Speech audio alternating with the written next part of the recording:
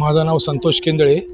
माझं कैलासनगर कल्याण पूर्व येथे मयांक कोऑपरेटिव्ह हाऊसिंग सोसायटी आणि new Mayank cooperative housing society ह्या सोसायटीचं रिडेव्हलपमेंटचं काम मी माझ्या कंपनीने घेतलेलं आहे.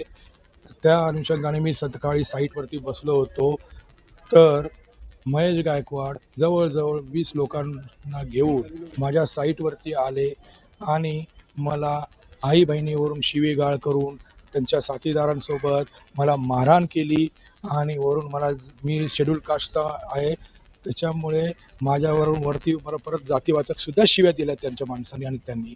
आणि एका माणसाचं चुकून हे घर तुटलं होतं, त्या संदर्भात ते आले होते आणि त्याच्यावरती मला दबाव टाकत होते की ही जी सोसायटी घेतलेली आहे मी, हिचा जो सोसायटीने सर्वे केला होता, सरकारी मोजणी केली होती जागेची, त्याच्यामध्ये 2 रूमचं अनधिकृत बांधकाम सोसायटीला निदर्शनास आलं. त्याच्या विरोधात कल्याण डोंबिवली महानगरपालिकेत सोसायटीने तक्रार अर्ज केलेला आहे. ते कारवाई करून सदरचे बांधकाम अनधिकृत घोषित झालेलं आहे. ह्याच्या उपर कल्याण न्यायालयात दावा प्रलंबित आहे. तर तसेच सोसायटी ह्याच्या विरोधात त्या 2 अनधिकृत बांधकाम धारकांच्या विरोधात हायकोर्टात रिट पिटिशन दाखल केलेलं आहे. असं असताना मी वेळोवेळी महेश गायकवाड यांना सांगतोय की प्रकरण न्यायालयात आहे, तरी ते माझ्यावरती दबाव टाकतात की यांना सगळ्यांना फ्लॅट दे, हे दे. मी म्हटलं जे काय ते न्यायालयात आहे, सोसायटी न्यायालयात गेली, पण ते ऐकले ना, त्यांनी मला आरोप लावले. हो, शेतकरी नाही आहे तो तिथे राहतोय, तिथं अनधिकृत बांधकाम आहे. महानगरपालिकेने सोसायटीच्या जागेत अनधिकृत बांधकाम केल्याबद्दल ते कारवाई पूर्ण केलेली आहे आणि मी ते तोडलेलं नाही. बाजूच्या ज्या माझं बिल्डिंग तोडायचं काम चालू होतं, त्याच्यातून 1-2 विटा आहे, ते पत्र्याचं शेड आहे, पक्का रूमसुद्धा नाही आहे, पत्र्याचं शेड आहे. त्याच्यावरती त्या पत्र्यावरती 2-3 विटाचे तुकडे पडले, त्याच्यामुळे त्याचे 4-5 पत्रे तुटले. आणि तरीही मी आज सकाळी त्याला म्हटलं की तुझे जे काय आहे ते पत्रे मी लावून देतो, तुझं काय नुकसान झालं तर ते भरून देतो आणि मी बेकायदेशीर काय तुझं घर वगैरे काय तोडणार नाही. प्रकरण न्यायालयात आहे. न्यायालयाचा जो काही आदेश येईल, सोसायटी न्यायालयात गेलेली आहे आणि त्या न्यायालयाच्या अनुषंगाने जे काय आदेश येईल त्या हिशोबाने आपण करू. आता माझी तक्रार देण्यासाठीच मी आलेलो आहे. त्याच्यामुळे महेश गायकवाडने जो काही माझ्यावरती आरोप लावलेला आहे हा पूर्णपणे चुकीचं आहे. मला जर का घर तोडायचं असतं तर पूर्ण घर तोडलं असतं, 1-2 पत्रे नसते तोडले. त्याच्या बाजूला त्याच्या नातेवाईकाचं एक रूम आहे, त्यासुद्धा घराला मी धक्का लावलेला नाही आहे. गंगाराम टोपू राठोड सर,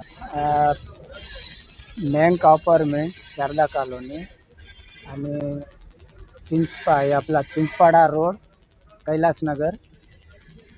तिथे आमचे रूम आहेत साहेब.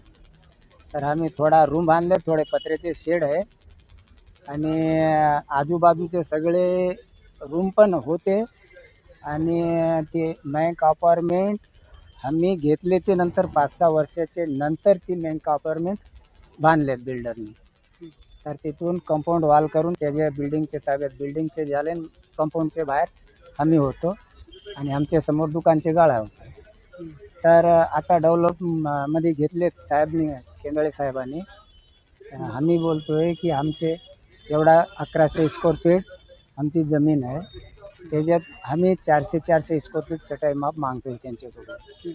तर ते बोलतात एवढा नाही देणार. आणि आम्ही सकाळी गेलो, 2-3 ठिकाणी बैठकी पण केले त्यांच्याकडं. ते जेवढा जमीन आहे तेवढा मी मापून, जेवढा एरिया आहे तेवढा देतो बोला आम्हाला. आणि आता बोलायला लागले की एवढा देणार नाही. आता बोलतात ते बिल्डिंगचे ताब्यामध्ये तुमची जागा निघतात, बिल्डिंगवाले कंप्लेंट टाकले, असं बोलतात. आम्ही 30-35 वर्ष बसून आहे तिथं. तर तेव्हा बिल्डरनी आम्हाला काय नाही बोलला. आता तुम्ही येऊन आम्हाला उठवायचा तकलीफ देतात. आता आम्ही काय करणार, कुठे जाणार साहेब? आता आम्ही मागणी करतोय, आम्हाला 400 स्क्वेअर फीट चटाई मापचे एरिया आम्हाला द्या. आम्ही काय तक्रार नाही करत, काय नाही, तुम्हाला विनंती करतोय. आणि ह्या ताब्यात आम्ही गेलो महेश गायकवाडकडं, महेश साहेबांकडं, की आम्हाला न्याय भेटावा. आता आले ते समोर, पत्रे गित्रे तुटलेले, सामान बाहेर पडलेले होते, ते बघितले. ते बाजूचा रूम तोडले म्हणून बाजूचा रूम होती, लागूनच होती सात, ती पण ते 1+ होते. तर आम्हाला पण नाही बोलले आम्ही तोडून घेतोय, तुमचे सामान सांभाळून घ्या, काहीतरी असा पण नाही बोलले. डायरेक्ट तोडले आणि आमचे पत्रे संगत रूमच तोडून टाकले. आता आम्ही तर करायला नाही आले. आता ते बोलले गुन्हा दाखल मी करणार, असा केले तसा केले, असा नाव ठेवले. मग आम्ही पण त्यांचे विरोधात गुन्हा दाखल करून टाकले. आम्हाला उद्या चालून कुठे, आम्ही कामधंदा करून खाणार माणसं आहे. काय झाल्यावर आम्ही केस परत आम्ही संतोष केंद्रे साहेबावरच देणार आहे. हा विचार आहे त्यांचा आता. हां, त्यांचा जागा हडप करण्याची विचार आहे. त्यासाठी आम्हाला इथपर्यंत पोलीस चौकापर्यंत आणले. तर रोजचा या कार्यालयामध्ये जनता दरबार असतो. त्या दरबारात अनेक शेतकरी, रुग्ण, ज्यांना ज्यांना ज्या ज्या अपेक्षा असतात ते लोक या ठिकाणी येतात. तसेच हे शेतकरी माझ्याकडे आले. त्यांच्या न्यायासाठी मी त्याला फोन केला. फोन केल्यानंतर त्यांनी सकारात्मक उत्तरं दिली. त्यानंतर मी त्या स्पॉटवर गेल्यानंतर पाहिलं, मला त्या ठिकाणी निदर्शनात आलं की त्या शेतकऱ्यांचं घर मोडून टाकलेला होता. त्याचप्रमाणे त्या घराला बळकवण्याचा प्रयत्न विकासक करत होता. ह्याच्या अगोदरसुद्धा अनेक विकासांना हाताशी घेऊन माजी आमदार गणपती गायकवाड हे काम करत होता. त्याच्याच पावलावर पाऊल ठेवून आजी आमदार आणि त्याचा मुलगा वैभव गायकवाड हे सगळं बिल्डर लॉबीला हाताशी घेऊन शेतकऱ्याच्या जमिनी बळकवत आहेत. आणि हे शेतकरी जाऊ द्या, भाजपाचे नगरसेवक, शिवसेनेचे पदाधिकारी, अनेक लोकांना यांच्यापासून या जमिनी बळकवण्याचं पराक्रम सुरू आहेत. मी आपल्या माध्यमातून रविदादा चव्हाण यांना विनंती करतो, आपल्या राज्याचे पारदर्शक मुख्यमंत्री फडणवीस साहेबांना मी विनंती करतो की या ठिकाणी थोडी चौकशी करा कल्याणपूर्वेमध्ये, शेतकऱ्यांच्या बाबतीत, इथल्या समाजकारण करणाऱ्यांच्या बाबतीत, आणि या ठिकाणी लोकांना न्याय मिळाला पाहिजे. कल्याणपूर्वेचा विकास तर करत नाहीत, पण लोकांच्या जमिनी बळकवण्याचा सर्रास काम चालू आहे. येणाऱ्या काळामध्ये या शेतकऱ्यांना घेऊन आणि भाजपाच्या काही नगरसेवकांना घेऊन मी फडणवीस साहेबांची भेट घेणार आहे. कारण की अनेक लोकांना एक माणूस म्हणून, माणुसकी म्हणून त्या लोकांना मदतीसाठी मी पुढे येणार आहे, हे आपल्या माध्यमातून सांगतो. आणि ह्या ज्या काही तक्रारी केल्या आहेत, ॲट्रॉसिटीचा शिवीगाळी केली, मारहाण केली, या पूर्ण गोष्टी खोट्या आहेत.